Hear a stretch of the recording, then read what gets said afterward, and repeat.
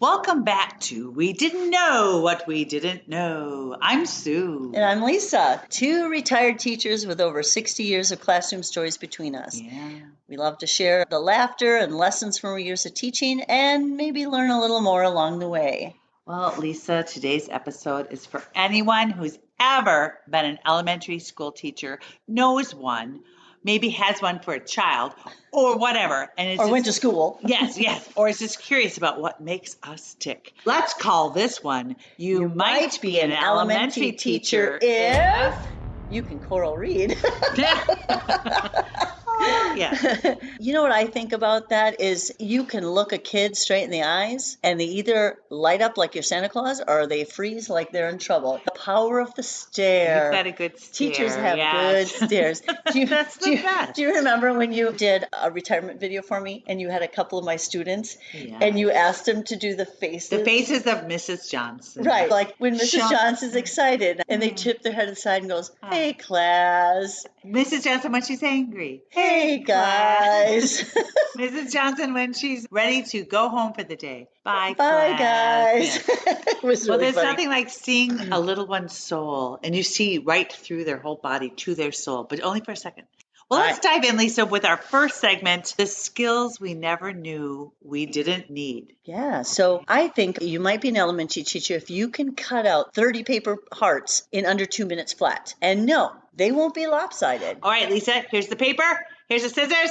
On your marks. You know what? That's because we had years and years and years of cutting out all the paper lettering for our calendars, our bulletin boards. Now, they just have those. They just buy them. Teachers pay. People use like Cricut. Teachers pay teachers. But we had to hand cut everything. I'm going to teach something here. Of... Ready? Yes. Teaching moment. Keep the scissors up. Move the paper. Yeah. And the other thing is, don't move the scissors. Put all the papers together, staple it all the way around the drawing, and then you cut it. The paper doesn't slide. There you go. I once cut out an entire rainforest for the hallway. We talked about this for Mission Eau Claire. I gave myself 8 paper cuts, but I was so focused, I didn't even feel the blood. I didn't see the blood. I didn't even care. Okay. You can repair a torn book spine or actually anything with a level of precision that would make a surgeon jealous. I mean, we are the fix-it people. You can fix almost anything with duct tape. I have duct taped people's shoe soles back on their feet. Yes. Torn jeans. I mean, everything. I remember that one. When you're a teacher, you're a doctor, a judge, a seamstress, traffic controller, police, therapist. I mean, you have to be kind of a jack of all trades. Yeah. Could you ever read a book out loud and not change your voice? Take on the characters. The characters. No. In fact, you might be an elementary teacher if you've memorized every word of The Very Hungry Caterpillar, but you couldn't tell anyone who won the last 3 Super Bowls. I think I could do both, but I absolutely cannot. Can I just say something that is very important? In The Very Hungry Caterpillar, it is not a cocoon. No. It is a chrysalis. Yes. And the only reason Eric Carle did not use that was because kids can't read chrysalis. Is that why? Yes, but we have depth, Lisa. I might say I don't know the last 3 Super Bowls. Maybe I could, but there's everything. Other things, yeah. We can say all 50 states in alphabetical order. Would you like me to? And their capitals? Yes. No, I can't do that. Would you like me to sing them for you? Do you have to? Alabama, Alaska. No? Okay, never mind.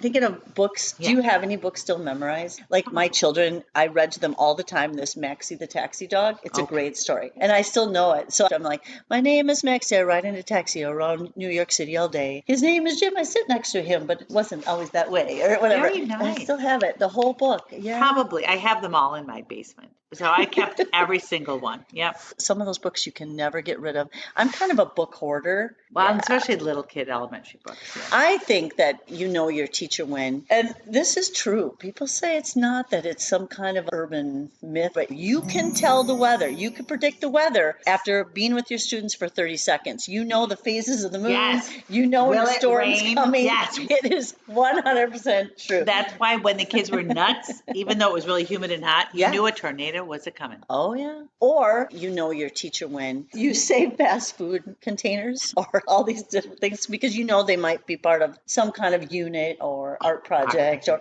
storage things. You can't throw anything away. That's the teacher brain. Remember we talked about that? We did talk about that. I don't know if I talked about this one where you can take junk and glue it down and then spray paint it gold, and that is art. Mwah. It's just it's anything is art. Anything is art.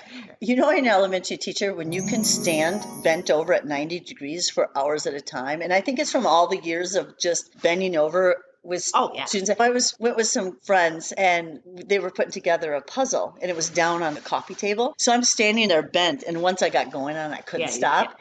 So I was bent in this for a long, long time. And a couple of my friends are like, "How can you stand? Doesn't that hurt your back?" And I'm like, "It doesn't. I wonder why." I'm like, "Oh, that's why." You might be an elementary teacher.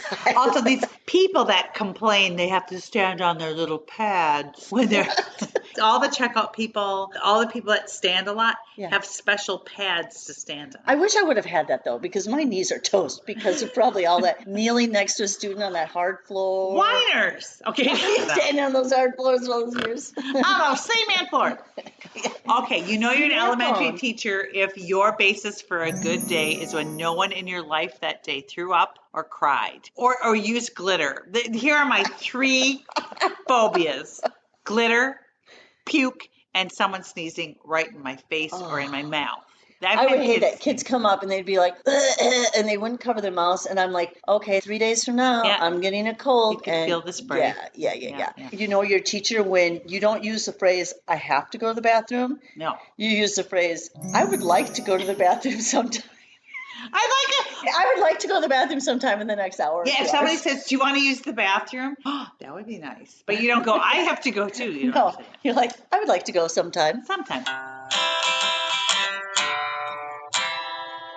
Okay, well, let's move on. That's how just the generic elementary teacher. I think now we go on to, you're an elementary teacher based on how we treat holidays, days of the week, just time in general, okay? Yeah, well, I think what day it is, the Sunday scaries. Oh. Sundays, I never liked Sunday.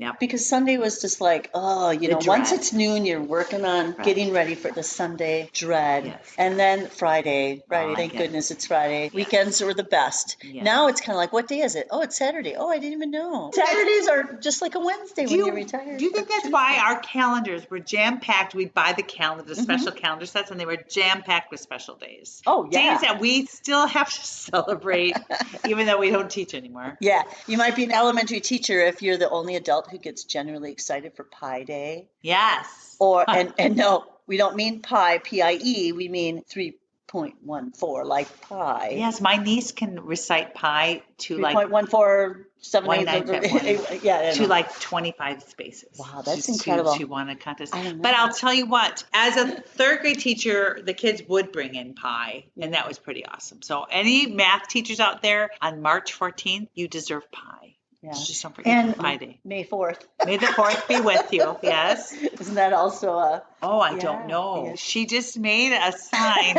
of smoking a... That weed day? Weed day. Why was May 4th weed day? Tell me more. I don't know. That's not an elementary school. May the 4th be with you. I know that. I think it is. I got to look that up. Is she celebrating new holidays to fill the void? I must fill the void. I was just in Jamaica, Mom. Oh, it's true. She just got back.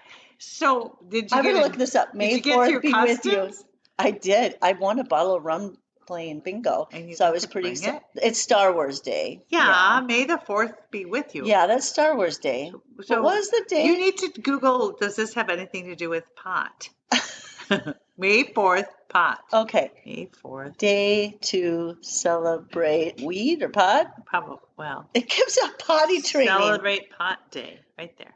A pottery. Pottery day. Your phone is rated G. Here we go. April 20th. April 20th is... What is the day? It celebrates 420. That's why I was thinking 4 like... What does that mean? An international day to celebrate cannabis and advocate for its legalization. But what does the 4 and the 20 represent? April 20th. I know. It's the day that it was internationally legalized. Oh, I'm exhausted. Okay.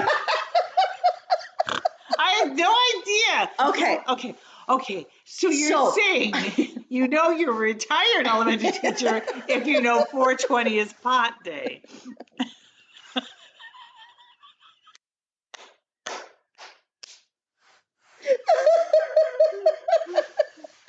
Do not pee. You know you're an elementary teacher when you cross your legs, when you laugh like that. Cough, I don't even want to say the next one. Or sneeze. And you don't. Okay. Well, now this next one is such a depressing day. If you don't know this day, I mean, who cares about Mildred Fish Harnick Day? Do you know what that's for? See, I never did. I didn't either. I taught it yesterday. I mean, we celebrated all the. Yesterday, I was subbing in the library. Okay. I feel really bad she's bringing this up now. She was from Milwaukee. Yeah, I knew that. And then she moved to Germany and married a German. That's right. And he and she helped Jewish people escape Nazi concentration camps. Yeah. I know. She's a wonderful person. I know. And she got beheaded. That's terrible. It's not even funny. It's not at all. It's just funny because we go from pie day to pot day to Mildred Fish Harnick Day. All I want to say, we had to know all the holidays. Google, it's like September 17th or something. Google Mildred Fish Harnick, everybody at home, so we don't have to talk about it anymore.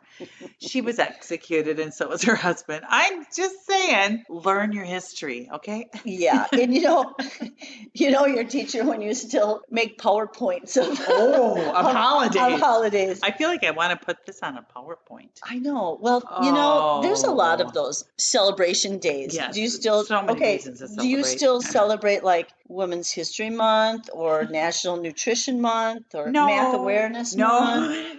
How about Fire Prevention Week? No. I just think this is April. I'd like to travel. Earth Day. Actually, Earth Day, yes. I think, though, Valentine's Day and all those, even St. Patrick's Day, the standard ones, I still feel compelled to wear hearts or something green on St. Patrick's Day. How about Francis Willard Day? I remember teaching that one. It's a Wisconsin public school day. Yeah, it's required by a state statute. So it was some lecturer from Janesville. Oh, wow. Yeah. The women's movement. So that's great. Leif Erikson Day. Blah, blah, blah. Yeah. Christopher Columbus Day, which is, we used to have in my classroom a debate whether we should celebrate Christopher Columbus Day or not. That was really good. We kind of do the Indigenous People Day. Casimir Pulaski Day. Casimir Pulaski, Wisconsin Public School Observation. Yeah, we had to observe quite a few in Wisconsin here. So you know your teacher when you have to celebrate all those 100 and some observant days. They are mandated by our state, and half the time we just had to say it. Yes. So that may have come off as a little insensitive, Lisa, but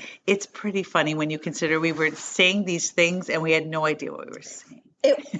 Well, you have so many observance days, and everybody knows Leif Erikson and some of those, but there was a lot of observance days like Mildred that you kind of forget. Well, you shouldn't forget. They're very important people, but there were so many, and then you're retired if you can't remember all those observance days. But also the theme of Mildred Fish Harnick, it's devastating, and it's way beyond a third grader's comprehension. So I, at the beginning of my career, knew what it was all about. But over time, it got watered down because I'm not going to say, yeah, she got beheaded and her husband was strung up by piano wire in the town square. It's true. You have to know your audience and what you can share. She was the only woman to have a direct order to be executed by Hitler. Wow. And how do you teach that to an 8 and 9-year-old? It's funny, though, for instance, learning all the explorer names. Kids aren't going to remember that. They're not going to remember every person's name and the dates. To ask somebody to remember names and dates is very challenging, and it doesn't stick with you very long. Obviously, we couldn't remember the dates or the names of the ones we mentioned. Yeah. It's more important to know what they did or themes or kind of things like that. I still put up Valentine's Day things. Yes. And I still have a fear of glitter, but there's glitter in my heart.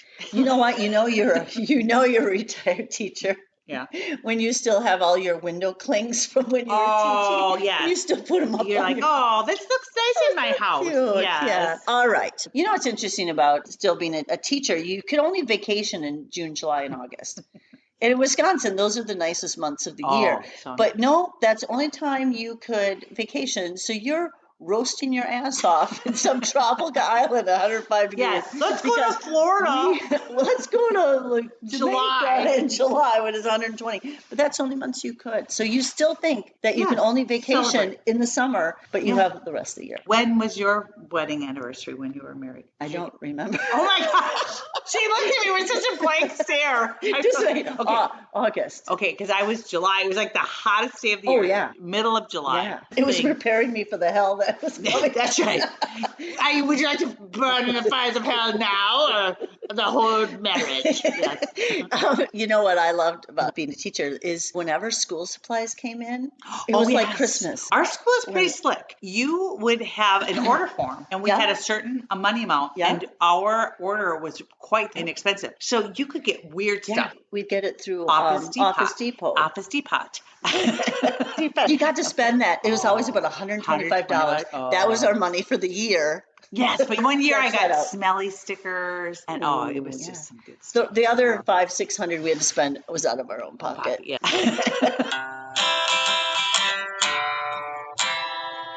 So I think segment 3 should be, you're an elementary teacher because there are some unwritten rules of being a teacher in public. If they let us out. Yeah. We live in the school. You have the urge to discipline someone else's child in public, but don't worry, we don't actually do it. No, but we're thinking. But you give them the stare, like, and you know what? We are judging you. Okay, it's just a look. The look, it works wonders at aisle 5, the toy aisle.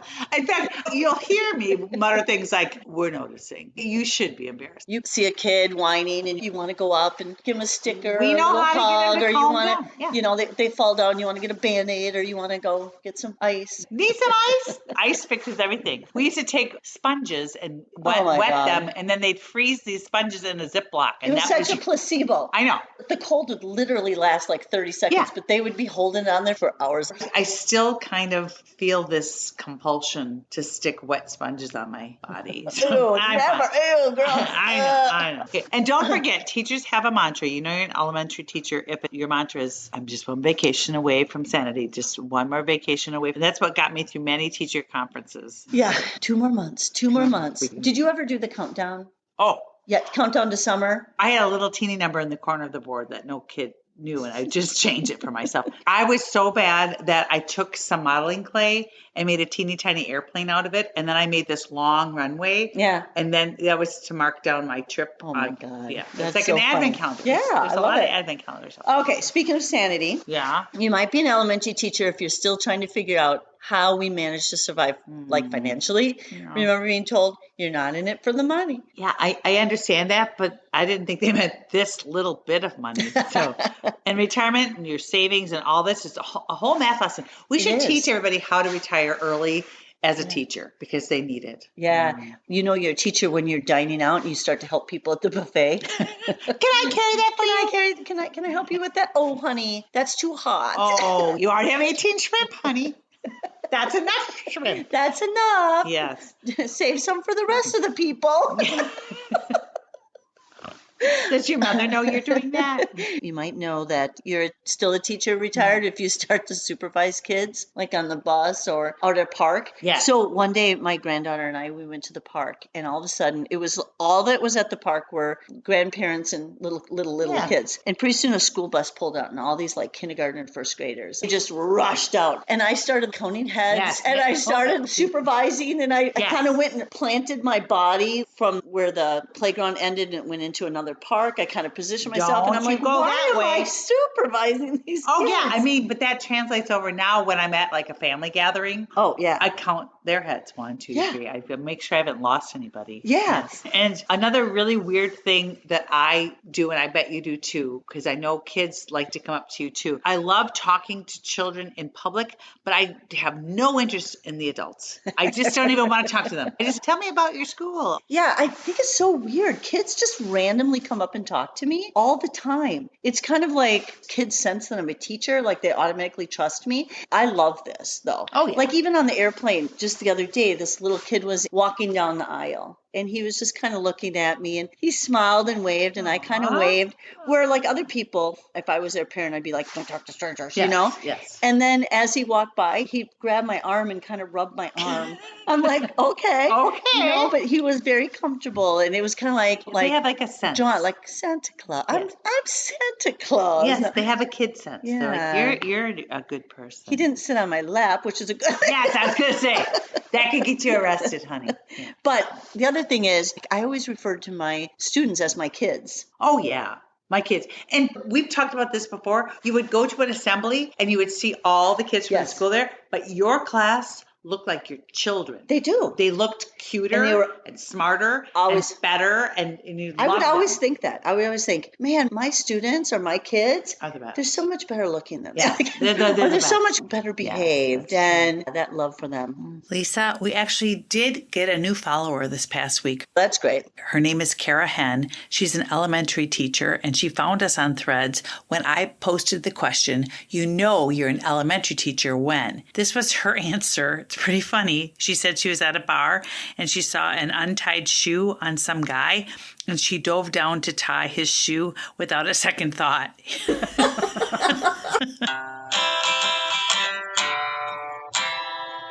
I think we've kind of hit on this because it's just natural. But our last segment here, segment 4, is retirement revelations. Now that we're retired, we still know we're elementary teachers. I still like to celebrate little victories, like it's a classroom party. I want to assign people things to bring. Oh, you bring napkins, you bring cups. Anybody have any extra spoons at home? Yeah, you're trying to just have a nice little birthday party for your granddaughters and now grandson. We told this story. You've already told this about your granddaughter's birthday, but don't you find yourself planning it much like you used to plan? Oh, absolutely. But my planning isn't really for the adults and food things. It's all the little activities I want to do with the kids. And even when I'm with my grandchildren, if I'm watching them for like a day, I still base their day on classes. I'm like, okay, we're going to do this little math lesson. Then we're going to work on the alphabet. And then we're going to have art. We're going to have a little art activity. Then we're going to do a little dance. Yeah, it's very organized, structured. Well, but in unstructured times, even though I might not look 60, she still looks 40. I still, like, even at a grocery store or something, and I'm like, oh, good job scanning. Like, don't make me say it out loud, but if they're done, you're so quick at that. Good job.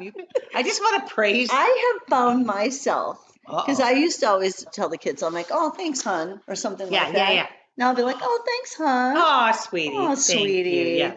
Don't do that. Don't. When I hear my mom say it, I'm like, oh, it sounds so weird. Creepy, but not for me. We're young. Yeah. How about decorating? Decorating the house for every holiday, even Mildred. Mildred Fisher. No, I can't even make a joke about it. I have quite a few in my head about Mildred. Leif Erikson Day, get out my Norwegian heritage stuff. But now that we don't have a classroom to decorate, because I want to challenge people out there to look up the last Halloween decorating of Lisa's room. It's out there on YouTube. We decorated Lisa's room and we put it in fast motion. It took us like 3 hours. Oh, yeah. 4 of us took 3 hours to decorate. And what's really fun though is my daughter now, she loves Halloween. And so I brought it out to her house and I had clothes. You have the Halloween shirts and the Valentine shirts. How about I still organize the house in small little labeled containers with my little label makers. Just open up my bathroom closet. I mean, it is impressive. I love organizing, putting little things in. Everything has a place. Yes. And every place has a thing.